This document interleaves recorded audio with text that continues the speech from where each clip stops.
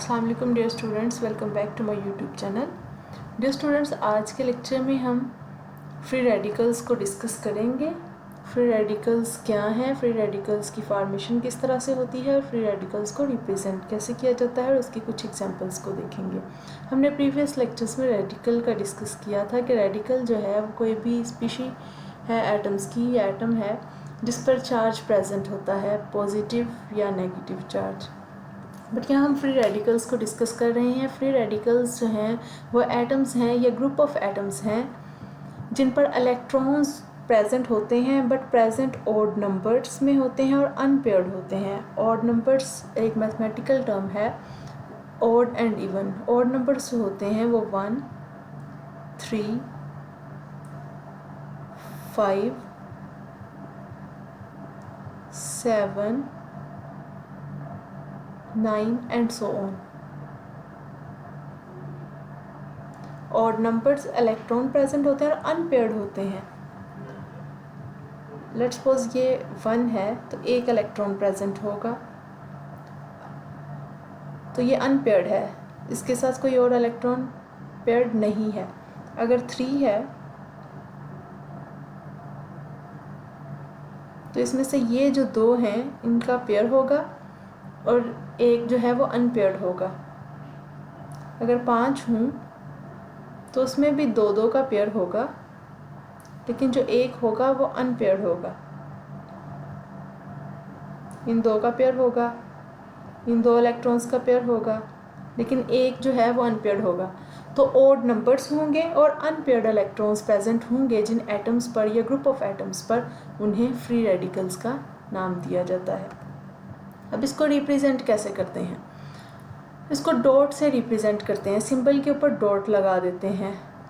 For example hydrogen है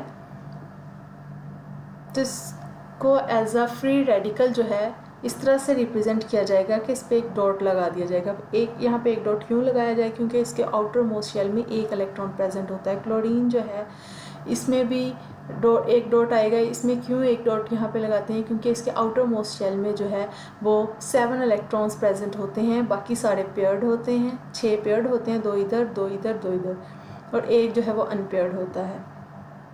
फिर CH3 की एग्जांपल आती है, और CH यहाँ पर कार्बन जो है उसके आउटर मोस्ट शेल में 4 इलेक्ट्रॉन्स होते हैं, बट 3 के साथ हाइड्रोजन बाइंड होता है, एक के साथ बाइंडिंग नहीं हुई होती है। एक फ्री रेडिकल होता है प्रेजेंट इसमें, उसको डॉट से रिप्रेजेंट कर जाते हैं। इसकी एग्जांपल्स को डिस्कस करते हैं। क्लोरीन के आउटर मोस्ट शेल में 7 इलेक्ट्रॉन्स प्रेजेंट होते हैं। 2 ने इधर पेयर बनाया होता है, 2 ने इधर पेयर बनाया होता है, 2 का इधर पेयर होता है, और एक जो है वो इधर होता है।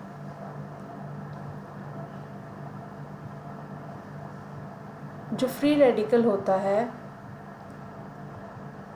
वो बाइंडिंग में इन्वॉल्व होता है, जो अनपेयर्ड इलेक्ट्रॉन होता है। अब ये सारे पेयर्ड हैं, इसके आउटर मोस्ट शेल में 7 इलेक्ट्रॉन हैं क्लोरीन के, 6 जो हैं वो पेयर्ड हैं और ये अनपेयर्ड है। तो ये जो अनपेयर्ड है, एक इस एटम का और एक इस एटम का, दोनों के जो अनपेयर्ड इलेक्ट्रॉन्स हैं ये आपस में मिलेंगे और बाउंड बना देंगे। तो अब क्लोरीन में जो है वो बाउंड बनेगा, जो इनके फ्री अनपेयर्ड इलेक्ट्रॉन था उनके दरमियान में ये बना है बाउंड, और ये शेयरिंग से बना है, इसलिए इसको कोवलेंट बाउंड का नेम देते हैं। Cl2 की फॉर्मेशन हो जाएगी इस तरह से।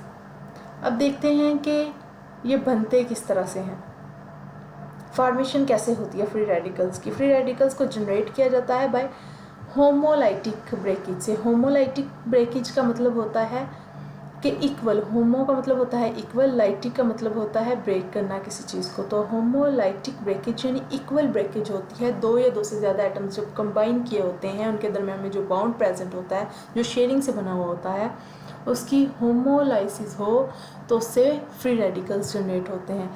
और इसको एक एग्जांपल की मदद से देखेंगे। मीथेन की एग्जांपल को डिस्कस करेंगे। कार्बन जो होता है उसके आउटर मोस्ट शेल में 4 इलेक्ट्रॉन्स प्रेजेंट होते हैं, एक इधर, एक इधर और एक इधर। अब इसने बाउंड बनाए होते हैं हाइड्रोजन के साथ। हाइड्रोजन जो होता है उसके आउटर मोस्ट शेल में सिर्फ एक इलेक्ट्रॉन होता है जो कि वो बाइंड कर जाता है कार्बन के साथ और यहाँ पे बॉन्ड फॉर्मेशन हो गई। 4 जो हैं वो हाइड्रोजन इस तरह से अटैच होते हैं एक कार्बन के साथ। अब यहाँ पर जो है वो हमने रेडिकल्स को जनरेट करना है, फ्री रेडिकल्स को। होमोलाइटिक क्लीवेज होगी, ब्रेकेज होगी। यहाँ से जो है होमो का मतलब होता है इक्वल, यहाँ से ब्रेकेज हो जाएगी। कि जो ये 2 इलेक्ट्रॉन थे जिन्होंने बॉन्ड बनाया हुआ था मिलकर, दोनों जो है वो अलग हो जाएंगे। तो H3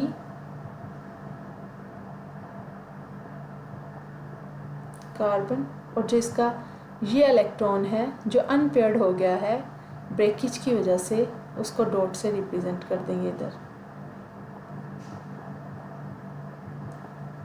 और उसके बाद हाइड्रोजन बचा पीछे एक। ये हाइड्रोजन जो है इसके पास भी एक अनपेयर्ड इलेक्ट्रॉन है, तो ये इधर इसको ऐसे रिप्रेजेंट कर देंगे डॉट लगा के।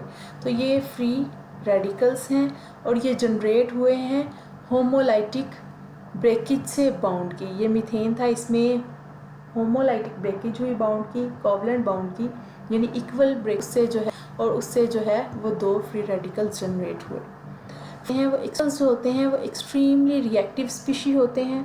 अब ये B है, CH3 है और H है, ये एक्सट्रीमली जो है वो रिएक्टिव हैं। जैसे ये दोनों एक दूसरे के करीब आएंगे तो इनकी पहली कोशिश होगी कि ये अपनी ये इतनी टेंडेंसी रखते हैं कि ये अपने ऑक्टेट को कंप्लीट कर सकते हैं। जैसे ही ये दोनों करीब आएंगे तो ये जल्दी से जो है दोबारा से बाइंड होंगे और दोबारा से कंबाइन होकर वो मीथेन को बना देंगे।